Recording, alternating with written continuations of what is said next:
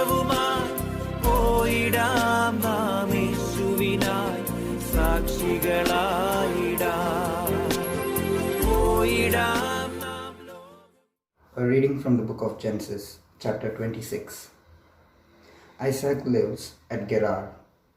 There was another famine in the land besides the earlier one during the time of Abraham. Isaac went to Abimelech, king of the Philistines, at Gerar. The Lord had appeared to Isaac and had said, "Do not go to Egypt. Stay in this land where I tell you to stay. Live here, and I will be with you and bless you. I am going to give all this territory to you and your descendants. I will keep the promise I made to your father Abraham. I will give you as many descendants as there are stars in the sky, and I will give them all this territory. All the nations will ask me to bless them as I have blessed your descendants. I will bless you because Abraham obeyed me and kept all my laws and commands." So Isaac lived at Gerar. When the men there asked about his wife, he said that she was his sister. He would not admit that she was his wife because he was afraid that the men there would kill him to get Rebekah, who was very beautiful. When Isaac had been there for some time, King Abimelech looked down from his window and saw Isaac and Rebekah making love. Abimelech sent for Isaac and said, "So she is your wife. Why did you say she was your sister?" He answered, "I thought I would be killed if I said she was my wife." What have you done to us?" Abimelech said. "One of my men might easily have slept with your wife, and you would have been responsible for our guilt."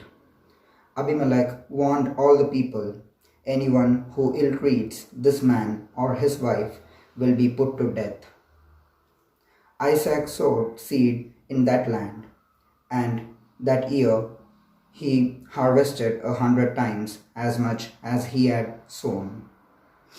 Because the Lord blessed him, he continued to prosper and become a very rich man.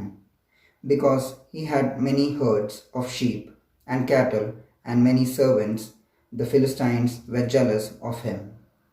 So they filled in all the wells which the servants of his father Abraham had dug while Abraham was alive. Then Abimelech said to Isaac, "Leave our country. You have become more powerful than we are."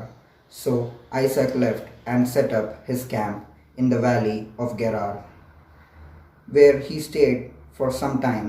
He dug once again the wells which had been dug during the time of Abraham, and which the Philistines had stopped up after Abraham's death. Isaac gave the wells the same names that his father had given them. Isaac's servants dug a well in the valley and found water. The shepherds of Gerar quarreled with Isaac's shepherds and said, "This water belongs to us." So Isaac named the well Quarrel.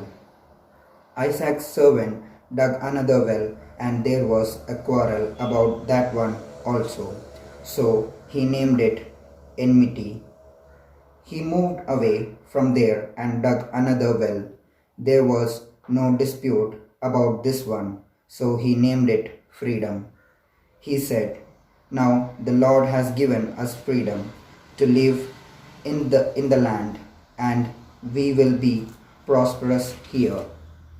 Isaac left and went to Beersheba. That night the Lord appeared to him and said, "I am the God of your father Abraham. Do not be afraid. I am with you. I will bless you and give you many descendants because of my promise to my servant Abraham." Isaac built an altar there and worshipped the Lord. Then he set up his camp there and his servants dug another well. The agreement between Isaac and Abimelech.